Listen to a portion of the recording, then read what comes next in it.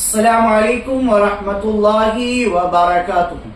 محترم ناظرین، محترم سامعین، ماہ رمضان شریف کے آخری 10 دنوں کا اعتکاف کیا جاتا ہے، اور اعتکاف کرنے کی ایک بہت بڑی وجہ شب قدر کے ملنے کی بھی ہے۔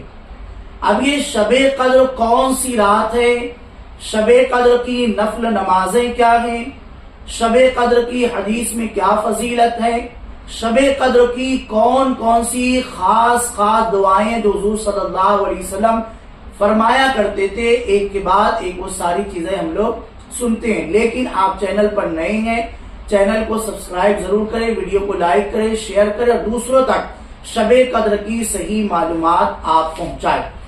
سب سے پہلے تو آپ یہ یاد رکھیں کہ شب قدر کی فضیلت قرآن اور حدیث سے بالکل کھلی طور پر ثابت ہے، اور شب قدر کو تمام راتوں پر بلندی اور فضیلت حاصل ہے۔ اس رات میں رحمت الہی کا نزول ہوتا ہے، اور آپ سب جانتے ہیں کہ شب قدر کے بارے میں قرآن پاک کی ایک پوری سورت ہے، یعنی انا انزلناہ فی لیلۃ القدر وما ادراک ما لیلۃ القدر لیلۃ القدر خیر من الف شہر تنزل الملائکۃ والروح فیہا باذن ربہم من کل امر سلام ہی حتی مطلع الفجر۔ بے شک ہم نے اسے شب قدر میں اتارا، اور تم نے کیا جانا؟ کیا شب قدر؟ شب قدر 1000 مہینوں سے بہتر۔ اس میں فرشتے اور جبرائیل اترتے ہیں اپنے رب حکم سے، ہر کام کے لیے وہ سلامتی ہے صبح چمکنے تک۔ یہ شب قدر قرآن سے ثابت۔ اب حدیث پاک سے حضرت ابو ہریرہ رضی اللہ تعالی عنہ سے روایت ہے، رسول اللہ صلی اللہ علیہ وسلم نے ارشاد فرمایا، من قام لیلۃ القدر ایمانا واحتسابا غفر له ما تقدم من ذنبه۔ بخاری شریف۔ جو شب قدر میں ایمان و یقین کے ساتھ قیام کرے تو اس کے پچھلے گناہ بخش دیے جاتے ہیں۔ لیکن یاد رکھیں شب قدر کون سی رات ہے یہ متعین نہیں ہے، البتہ احادیث میں یہ وارد ہے کہ ہر ماہ رمضان المبارک کے آخری عشرے کی طاق راتوں میں تلاش کرو۔ لہذا ماہ رمضان المبارک کی 21ویں رات، 23ویں رات، 25ویں رات، 27ویں رات اور 29ویں راتوں کو شب بیداری کریں۔ ان راتوں کو قیام و تلاوت و ذکر و درود میں گزاریں۔ اگر ذمے میں قضا نمازیں باقی ہوں تو قضا نمازوں کو ادا کریں، کیونکہ ان راتوں کے شب قدر ہونے کی زیادہ امید ہے، اور یہی زیادہ امید رکھتی ہے کہ شب قدر انہی طاق راتوں میں ہوگی۔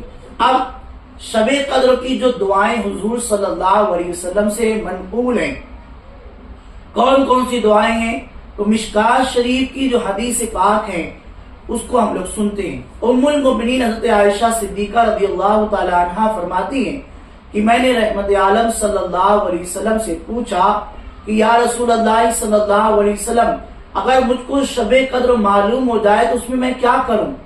آپ نے فرمایا کہ یہ دعا پڑھا کرو، اللہم انک عفو تحب العفو فاعف عنی۔ اور یہ بھی منقول ہے کہ اللہم انی اسألک العفو والعافیہ والمعافاة الدائمہ فی الدین والدنیا والآخرہ۔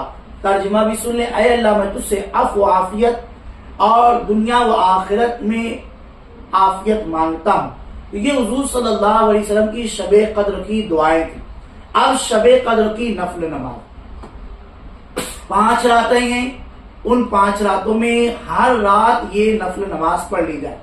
کیا ہے وہ شب قدر کی نفل نماز؟ سنیے، جو اس رات میں 4 رکعت پڑھے اور ہر رکعت میں بعد سورہ فاتحہ سورہ قدر 1 مرتبہ اور سورہ اخلاص 27 مرتبہ پڑھے تو اس نماز کا پڑھنے والا گناہوں سے ایسا پاک ہو جاتا ہے گویا آج ہی پیدا ہوا ہو، اور اللہ جل شانہ اسے جنت میں 1000 محلات عطا فرمائے گا۔